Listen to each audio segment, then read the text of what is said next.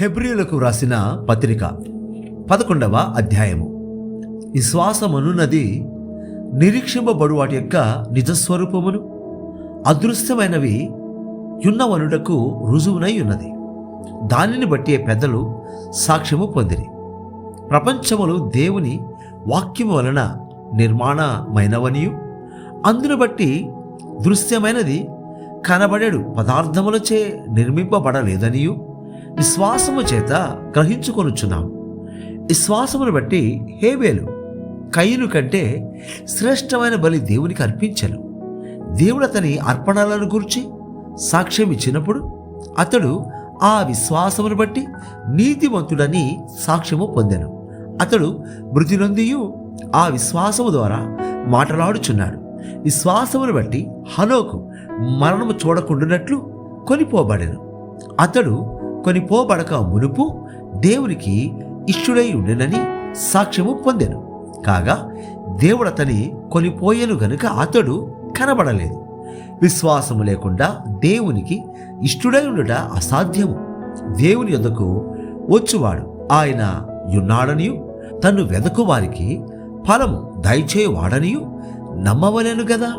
విశ్వాసమును బట్టి నోవహు అది వరకు చూడని సంగతులను గూర్చి దేవుని చేత హెచ్చరింపబడి భయభక్తులు గలవాడై తన ఇంటి వారి రక్షణ కొరకు ఒక ఓడను సిద్ధము చేశాను. అందువలన అతడు లోకము మీద నేరస్థాపన చేసి విశ్వాసమును బట్టి కలుగు నీతికి వారసుడాయను. అబ్రహాము పిలువబడినప్పుడు విశ్వాసమును బట్టి ఆ పిలుపునకు లోబడి తాను స్వాస్థ్యముగా పొందనయ్యున్న ప్రదేశమునకు బయలు వెళ్ళెను. మరియు ఎక్కడికి వెళ్ళవలెనో అది ఎరుగక బయలు వెళ్ళెను. విశ్వాసమును బట్టి అతడును అతనితో ఆ వాగ్దానమునకు సమాన వారసులైన ఇస్సాకు, యాకోబు అనువారును గుడారములలో నివసించుచు అన్యుల దేశములో ఉన్నట్టుగా వాగ్దత్త దేశములో పరవాసులైరి. ఎలయనగా దేవుడు దేనికి శిల్పియు నిర్మాణకుడై ఉన్నాడో పునాదులు గల ఆ పట్టణము కొరకు అబ్రహాము ఎదురు చూచుచుండెను. విశ్వాసమును బట్టి శారాయు వాగ్దానము చేసిన వాడు నమ్మదగిన వాడని ఎంచుకొనేను గనుక తాను వయస్సు గతించినదైనను గర్భము ధరించుటకు శక్తి పొందెను. అందుచేత మృతతుల్యుడైన ఆ యొక్కని నుండి సంఖ్యకు ఆకాశ నక్షత్రముల వలెను, సముద్ర తీరమందలి లెక్కింప సఖ్యము కాని ఇసుక వలెను సంతానము కలిగెను. వీరందరూ ఆ వాగ్దానముల ఫలము అనుభవింపకపోయినను దూరము నుండి చూచి వందనము చేసి తాము భూమి మీద పరదేశులమును యాత్రికులమునై ఉన్నామని ఒప్పుకొని విశ్వాసము గలవారై మృతి నొందిరి. ఇలాగు చెప్పువారు తమ స్వదేశమును వెతుకుచున్నామని విషదపరచుచున్నారు కారా. వారు ఏ దేశం నుండి వచ్చారో ఆ దేశమును జ్ఞాపకమందుంచుకున్న ఎడల మరలా వెళ్ళుటకు వారికి వీలు కలిగి ఉండును. అయితే వారు మరి శ్రేష్టమైన దేశమును అనగా పరలోక సంబంధమైన దేశమును కోరుచున్నారు. అందుచేత తాను వారి దేవుడనని అనిపించుకొనుటకు దేవుడు వారిని గూర్చి సిగ్గుపడడు. ఎలయనగా ఆయన వారి కొరకు ఒక పట్టణము సిద్ధపరిచి ఉన్నాడు. అబ్రహాము శోధింపబడి విశ్వాసమును బట్టి ఇస్సాకును బలిగా అర్పించెను. ఎవడు ఆ వాగ్దానములు సంతోషముతో అంగీకరించెనో ఇస్సాకు వలననైనది నీ సంతానం అనబడును అని ఎవరితో చెప్పబడెనో ఆ అబ్రహాము మృతులను సైతము లేపుటకు దేవుడు శక్తిమంతుడని ఎంచినవాడై తన ఏక కుమారుని అర్పించి ఉపమాన రూపముగా అతనిని మృతులలో నుండి మరలా పొందెను. విశ్వాసమును బట్టి ఇస్సాకు జరగబో సంగతుల విషయమై యాకోబును ఏశావును ఆశీర్వదించెను.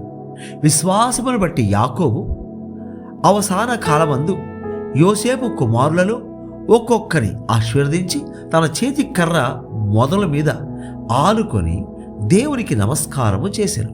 యోసేపు తనకు అవసాన కాలము సమీపించినప్పుడు విశ్వాసమును బట్టి ఇశ్రాయేలు కుమారుల నిర్గమనమును గూర్చి ప్రశంసించి తన శల్యములను గూర్చి వారికి ఆజ్ఞాపించెను. మోషే పుట్టినప్పుడు అతని తల్లిదండ్రులు ఆ శిశువు సుందరుడై ఉండుట చూచి విశ్వాసమును బట్టి రాజాజ్ఞకు భయపడక 3 మాసములు అతని దాచిపెట్టిరి. మోషే పెద్దవాడైనప్పుడు విశ్వాసమును బట్టి ఐగుప్తు ధనము కంటే క్రీస్తు విషయమైన నింద గొప్ప భాగ్యమని ఎంచుకొని అల్పకాలము పాపభోగము అనుభవించుట కంటే దేవుని ప్రజలతో శ్రమ అనుభవించుట మేలని యోచించి ఫరో కుమార్తె యొక్క కుమారుడని అనిపించుకొనుటకు ఒప్పుకొనలేదు. ఎలయనగా అతడు ప్రతిఫలముగా కలగబో బహుమానమందు దృష్టి ఉంచెను. విశ్వాసమును బట్టి అతడు అదృష్టుడైన వారిని చూచుచున్నట్టు స్థిర బుద్ధి గలవాడై రాజాగ్రహమునకు భయపడక ఐగుప్తును విడిచిపోయాను. తొలిచూలు పిల్లలను నాశనము చేయవాడు ఇశ్రాయేలీయులను ముట్టకుడు నిమిత్తము అతడు విశ్వాసమును బట్టి పస్కాను రక్త ప్రోక్షణ ఆచారమును ఆచరించను. విశ్వాసమును బట్టి వారు పొడి నేల మీద నడిచినట్లు ఎర్ర సముద్రములో పడి నడిచిపోయేది. ఐగుప్తీయులు అలాగూ చేజూచి మునిగిపోయేది. విశ్వాసమును బట్టి 7 దినముల వరకు ప్రదక్షిణము చేయబడిన తరువాత యెరికో గోడలు కూలెను. విశ్వాసమును బట్టి రాహాబను వేశ్య వేగుల వారిని సమాధానముగా చేర్చుకొనినందున అవి దేవునితో పాటు నశింపకపోయాను. ఇకను ఏమి చెప్పుదును? గిద్యోను, బారాకు, సంసోను, యెఫ్తా, దావీదు, సమూయేలను వారిని గూర్చియు ప్రవక్తలను గూర్చియు వివరించుటకు సమయము చాలదు. వారు విశ్వాసము ద్వారా రాజ్యములను జయించిరి, నీతి కార్యములను జరిగించిరి, వాగ్దానములను పొందిరి, సింహముల నోళ్లను మూసిరి, అగ్ని బలమును చల్లార్చిరి, ఖడ్గధారను తప్పించుకొనిరి, బలహీనులుగా ఉండి బలపరచబడిరి, యుద్ధముల పరాక్రమశాలులైరి, అన్యుల సేనలను పారదోలిరి. స్త్రీలు మృతులైన తమ వారిని పునరుత్థానము వలన మరలా పొందిరి. కొందరైతే మరి శ్రేష్టమైన పునరుత్థానము పొందగోరి విడుదల పొందనొల్లక యాతన పెట్టబడిరి. మరికొందరు తిరస్కారములను, కొరడా దెబ్బలను, మరి బంధకములను, ఖైదును అనుభవించిరి. రాళ్లతో కొట్టబడిరి, రంపములతో కోయబడిరి, శోధింపబడిరి, ఖడ్గముతో చంపబడిరి. గొర్రె చర్మములను, మేక చర్మములను వేసుకొని దరిద్రులయ్యుండి శ్రమపడి హింస పొందుచు అడవులలోను, కొండల మీదను, గుహలలోను, సొరంగములలోను తిరుగులాడుచు సంచరించిరి. అట్టివారికి ఈ లోకము యోగ్యమైనది కాదు. వీరందరూ తమ విశ్వాసము ద్వారా సాక్ష్యము పొందిన వారైనను మనము లేకుండా సంపూర్ణులు కాకుండా నిమిత్తము దేవుడు మన కొరకు మరి శ్రేష్టమైన దానిని ముందుగా సిద్ధపరచను గనుక వీరు వాగ్దాన ఫలము అనుభవింపలేదు. హెబ్రీయులకు వ్రాసిన పత్రిక 12వ అధ్యాయం. ఇంత గొప్ప సాక్షి సమూహము మేఘము వలె మనలను ఆవరించి ఉన్నందున మనము కూడా ప్రతి భారమును సులువుగా చిక్కులబెట్టు పాపమును విడిచిపెట్టి విశ్వాసమునకు కర్తయు దానిని కొనసాగించు వాడునైన యేసు వైపు చూచుచు మన ఎదుట ఉంచబడిన పందెములో ఓపికతో పరిగెత్తుదము. ఆయన తన ఎదుట ఉంచబడిన ఆనందము కొరకై అవమానమును నిర్లక్ష్యపెట్టి సిలువను సహించి దేవుని సింహాసనం యొక్క కుడి పార్శ్వమున ఆసీనుడై ఉన్నాడు. మీరు అలసట పడకయు మీ ప్రాణములు విసుకకయు ఉండునట్లు పాపాత్ములు తనకు వ్యతిరేకముగా చేసిన తిరస్కారమంతయు ఓర్చుకొనిన ఆయనను తలంచుకొనుడి. మీరు పాపముతో పోరాడుటలో రక్తము కారునంతగా ఇంకా దానిని ఎదిరింపలేదు. మరియు నా కుమారుడా, ప్రభు చేయు శిక్షను తృణీకరించకుము. ఆయన నిన్ను గద్దించినప్పుడు విసుకకుము. ప్రభు తాను ప్రేమించు వారిని శిక్షించి తాను స్వీకరించు ప్రతి కుమారుని దండించును అని కుమారులతో సంభాషించినట్లు మీతో సంభాషించు ఆయన హెచ్చరికను మరచితిరి. శిక్షాఫలము పొందుటకై మీరు సహించుచున్నారు. దేవుడు కుమారులనుగా మిమ్మను చూచుచున్నాడు. తండ్రి శిక్షింపని కుమారుడెవడు? కుమారులైన వారందరూ శిక్షలో పాలు పొందుచున్నారు. మీరు పొందని ఎడల దుర్బీజులే గాని కుమారులు కారు. మరియు శరీర సంబంధులైన తండ్రులు మనకు శిక్షకులై ఉండిరి. వారి యందు భయభక్తులు కలిగి ఉంటిమి. అట్లయితే ఆత్మలకు తండ్రి అయిన వానికి మరి ఎక్కువగా లోబడి ఉండవలను గదా. వారు కొన్ని దినముల మట్టుకు తమకిష్టము వచ్చినట్టు మనలను శిక్షించిరి గాని మనము తన పరిశుద్ధతలో పాలు పొందవలనని మన మేలు కొరకే ఆయన శిక్షించుచున్నాడు. మరియు ప్రస్తుతమందు సమస్త శిక్షయు దుఃఖకరముగా కనబడునే గాని సంతోషకరముగా కనబడదు. అయినను దాని యందు అభ్యాసము కలిగిన వారికి అది నీతియను సమాధానకరమైన ఫలమిచ్చను. కాబట్టి వడలిన చేతులను సడలిన మోకాళ్లను బలపరచుడి, మరియు కుంటికాలు బెనకక బాగుపడు నిమిత్తము మీ పాదములకు మార్గములను సరళము చేసుకొనుడి. అందరితో సమాధానమును పరిశుద్ధతయు కలిగి ఉండుటకు ప్రయత్నించుడి. పరిశుద్ధత లేకుండా ఎవడను ప్రభువును చూడడు. మీలో ఎవడైనను దేవుని కృపను పొందకుండా తప్పిపోనేమో అనియు చేదైన వేరు ఏదైనను మొలిచి కలవరపరచుట వలన అనేకులు అపవిత్రులై పోదురేమో అనియు ఒక పూట కూటి కొరకు తన జ్యేష్ఠత్వపు హక్కును అమ్మివేసిన ఏశావు వంటి భ్రష్టుడైనను వ్యభిచారి అయినను ఉండునేమో అనియు జాగ్రత్తగా చూచుకొనుడి. ఏశావు ఆ తరువాత ఆశీర్వాదం పొందగోరి కన్నీళ్లు విడిచెచ్చు దానికోసము శ్రద్ధతో వెదకినను మారు మనసు పొందనవసరము దొరకక విసర్జింపబడినని మీరెరుగుదురు. స్పృశించి తెలుసుకొనదగినట్టు మండుచున్నట్టు కొండకును అగ్నికిని కారు మేఘమునకును గాఢాంధకారమునకును తుఫానుకును బూర ధ్వనికిని మాటల ధ్వనికిని మీరు వచ్చి ఉండలేదు.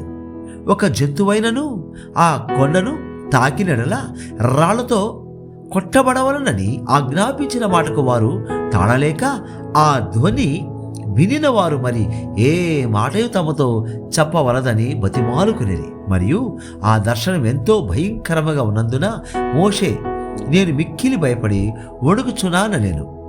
ఇప్పుడైతే సియోనను కొండకును జీవగల దేవుని పట్టణమునకును అనగా పరలోకపు యెరూషలేమునకును వేవేల కొలది దేవదూతల యుద్ధకును పరలోకమందు వ్రాయబడి ఉన్న జ్యేష్ఠుల సంగమునకును వారి మహోత్సవమునకును అందరి న్యాయాధిపతి అయిన దేవుని యుద్ధకును సంపూర్ణ సిద్ధి పొందిన నీతిమంతుల ఆత్మల యుద్ధకును క్రొత్త నిబంధనకు మధ్యవర్తి అయిన యేసు నొద్దకును హేబేలు కంటే మరి శ్రేష్టముగా పలుకు ప్రోక్షణ రక్తమునకును మీరు వచ్చినారు. మీకు బుద్ధి చెప్పుచున్న వారిని నిరాకరింపకుండునట్లు చూచుకునడి. వారు భూమి మీద నుండి బుద్ధి చెప్పిన వారిని నిరాకరించినప్పుడు తప్పించుకొనకపోయిన ఎడల పరలోకం నుండి బుద్ధి చెప్పుచున్న వారిని విసర్జించు మనము తప్పించుకొనకపోవుట మరి నిశ్చయము కదా. అప్పుడు ఆయన శబ్దము భూమిని చలింపచేశాను. గాని ఇప్పుడు నేను ఇంకొకసారి భూమిని మాత్రమే కాక ఆకాశమును కూడా కంపింపచేతును అని మాట ఇచ్చి ఉన్నాడు. ఇంకొకసారి అను మాట చలింపచేయబడనివి నిలుకడగా ఉండు నిమిత్తము అవి సృష్టింపబడినవన్నట్టు చలింపచేయబడినవి బొత్తిగా తీసివేయబడునని అర్థమిచ్చుచున్నది. అందువలన మనము నిశ్చలమైన రాజ్యమును పొంది దైవకృప కలిగి ఉందము. ఆ కృప కలిగి వినయ భయభక్తులతో దేవునికి ప్రీతికరమైన సేవ చేయుదము. ఏలయనగా మన దేవుడు దహించు అగ్ని అయి ఉన్నాడు. హెబ్రీయులకు వ్రాసిన పత్రిక 13వ అధ్యాయం. సహోదర ప్రేమ నిలువరముగా ఉండనీయుడి. ఆదిత్యము చేయ మరవకుడి. దానివల్ల కొందరు ఎరుగకయే దేవదూతలకు ఆదిత్యము చేసిరి. మీరును వారితో కూడా బంధింపబడినట్టు బంధకములోనున్న వారిని జ్ఞాపకము చేసుకొనుడి. మీరును శరీరముతో ఉన్నారు గనుక కష్టముల అనుభవించుచున్న వారిని జ్ఞాపకము చేసుకొనుడి. వివాహము అన్ని విషయములలో ఘనమైనది గాను పానుపు నిష్కల్మషమైనది గాను ఉండవలెను. వేశ్యాసంగులకును వ్యభిచారులకును దేవుడు తీర్పు తీర్చును. ధనాపేక్ష లేని వారై మీకు కలిగిన వాటితో తృప్తి పొంది ఉండుడి. నిన్ను ఏమాత్రమును విడువను, నిన్ను ఎన్నడను ఎడబాయను అని ఆయనయే చెప్పాను కదా. కాబట్టి ప్రభు నాకు సహాయుడు, నేను భయపడను, నరమాత్రుడు నాకేమి చేయగలడు అని మంచి ధైర్యంతో చెప్పగలవారమై ఉన్నాము. మీకు దేవుని వాక్యం బోధించి మీపైన నాయకులుగా ఉన్న వారిని జ్ఞాపకము చేసుకొని వారి ప్రవర్తనా ఫలమును శ్రద్ధగా తలంచుకొనుచు వారి విశ్వాసమును అనుసరించుడి. యేసుక్రీస్తు నిన్న నేడు ఒక్కటే రీతిగా ఉన్నాడు. అవును, యుగ యుగములకును ఒక్కటే రీతిగా ఉండను. నానా విధములైన అన్య బోధల చేత త్రిప్పబడకుడి. భోజన పదార్థములను బట్టి కాక కృపను బట్టి హృదయము స్థిరపరచుకునడం మంచిది. భోజనములను బట్టి ప్రవర్తించిన వారికి ఏమీ ప్రయోజనము కలుగలేదు.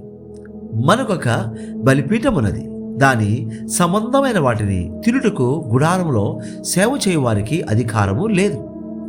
వేటి రక్తము పాప పరిహారార్థముగా పరిశుద్ధ స్థలములోనికి ప్రధాన యాజకుని చేత తేబడునో ఆ జంతువుల కళేబరములు శిబిరమునకు వెలుపట దహింపబడును.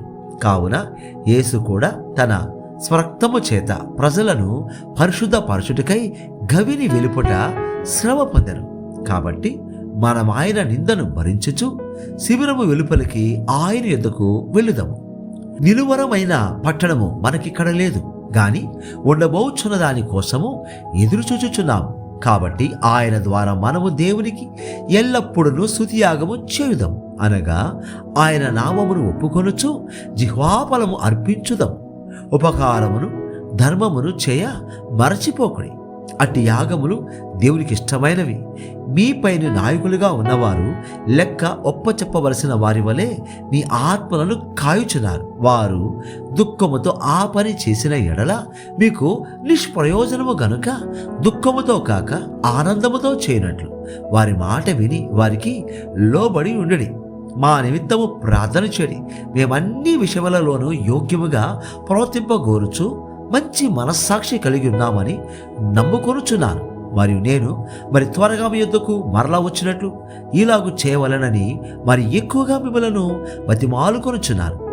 గొర్రెల గొప్ప కాపరైన యేసు అను మన ప్రభువును నిత్యమైన నిబంధన సంబంధమగు రక్తమును బట్టి మృతులలో నుండి లేపిన సమాధానకర్తయగు దేవుడు యేసు క్రీస్తు ద్వారా తన దృష్టికి అనుకూలమైన దానిని మనలో జరిగించుచు ప్రతి మంచి విషయములోనూ తన చిత్త ప్రకారము చేయుటకు మిమ్మును సిద్ధపరచునుగాక. యేసు క్రీస్తుకు యుగ యుగములకు మహిమ కలుగునుగాక. ఆమేన్. సహోదరులారా, మీకు సంక్షేపముగా వ్రాసి ఉన్నాను గనుక ఈ హెచ్చరిక మాటను సహించుడని మిమ్మను వేడుకొనుచున్నాను. మన సహోదరుడైన తిమోతికి విడుదల కలిగినదని తెలుసుకొనుడి. అతడు శీఘ్రముగా వచ్చినడల అతనితో కూడా వచ్చి మిమ్మను చూచెదను. మీపైని నాయకులైన వారికందరికీ పరిశుద్ధులకందరికీ నా వందనములు చెప్పుడి. ఇటలీ వారు మీకు వందనములు చెప్పుచున్నారు. కృప మీ అందరికీ తోడై ఉండునుగాక. ఆమేన్.